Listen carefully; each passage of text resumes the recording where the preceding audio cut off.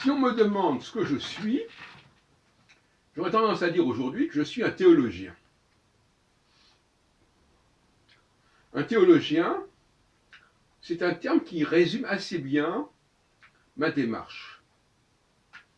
D'abord parce qu'au niveau de mes diplômes, j'ai un diplôme concernant le judaïsme et un diplôme concernant le christianisme. Doctorat d'études orientales, d'un côté, post-doctorat en histoire du catholicisme. Sans parler de ma thèse d'État sur le prophétisme en France. Parce que la théologie, c'est aussi le prophétisme. La théologie peut aussi englober l'astrologie, pourquoi pas. Hein, je rappelle que mon doctorat de troisième cycle est paru sous le titre « Le monde juif et l'astrologie ». Donc, où je parle beaucoup de questions théologiques dedans, bien entendu.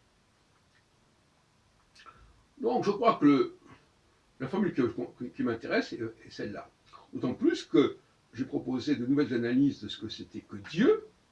J'ai créé la notion de Deus Faber. Donc, quels sont ces dieux? Qui sont ces dieux? Qu'est-ce qu'ils ont fait? Donc, on est complètement dans la théologie. Et donc, je préfère qu'on dise que je suis théologien plutôt qu'astrologue, par exemple. Parce que pour moi, l'astrologie s'intègre dans le cadre d'une théologie. D'abord parce que pendant très longtemps, on a dit que l'astrologue ne faisait qu'étudier le plan de Dieu. Donc, quelque part, il n'y a pas d'incompatibilité. Voilà. L'astrologie a été instaurée par les dieux, par Dieu, etc. Elle n'est en aucune façon en contradiction. Donc, au contraire, la connaissance du cosmos et du système cosmique dont nous dépendons permet de mieux comprendre non seulement le plan de Dieu, mais de comprendre le rôle que les dieux ont joué. Puisque si on admet que l'astrologie soit une mécanique parfaitement huilée, elle ne peut pas avoir été inventée par les hommes. Elle ne peut pas avoir été, en tout cas, instaurée par les hommes. On voit bien que le passage entre astrologie et théologie, il semble aller très naturellement de soi. Et donc, théologien, par opposition, quelque part, j'en ai parlé dans une autre vidéo, à Teilhard de Chardin, je suis plutôt un théologien de droite. Et pour moi, Teilhard de Chardin est un théologien de gauche.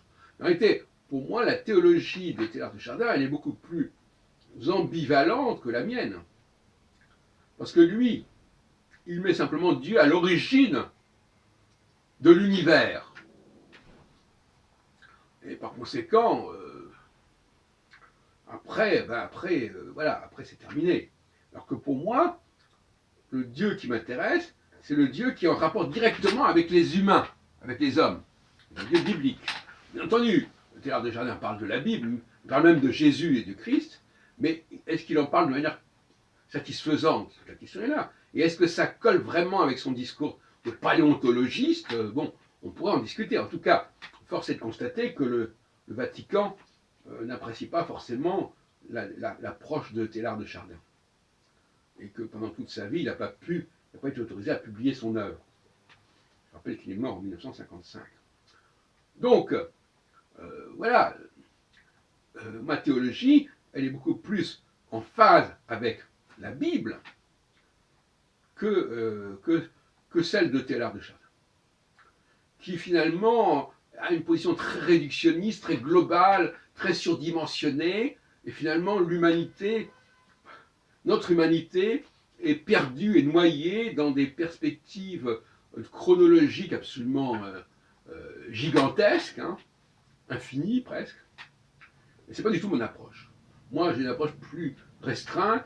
Moi, je m'intéresse à l'histoire de l'humanité, et encore l'humanité récente, pas l'humanité paléontologique. Parce que pour moi, dans l'histoire de cette humanité paléontologique, elle a connu des interventions divines, justement, par la suite.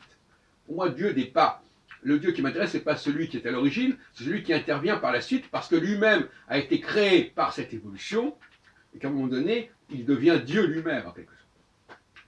Et comme je l'ai dit dans une autre précédente vidéo, ce qu'on appelle Jésus, en réalité, c'est ce Dieu, justement, qui apparaît par la suite. Et il apparaît bien avant l'apparition de ce fameux Jésus, qui ne fait que reprendre un concept déjà très ancien. Donc quand les Juifs parlent de ce Dieu biblique, c'est déjà Jésus. Jésus, n'oublions pas que ce mot veut dire celui qui vient sauver. Mais à mon avis, c'est simplement, à la limite, on pourrait dire que c'est une réincarnation de ce Dieu biblique. Mais il est le Fils, parce que de toute façon, le Dieu biblique, c'est un Fils, par opposition au Dieu originel. Donc c'est un Fils de toute façon. Et donc la notion de Fils, elle est récurrente, et elle ne naît pas avec Jésus. Où Jésus, c'est l'avatar d'un autre Jésus plus ancien, dont les Juifs étaient déjà les adorateurs. Et qu'il remerciait, puisqu'il l'appelait Yahoud, celui qu'on remercie, celui qu'on loue. Donc finalement, voilà ce que je voulais vous dire. Je suis pour intégrer l'astrologie dans le cadre d'une démarche théologique.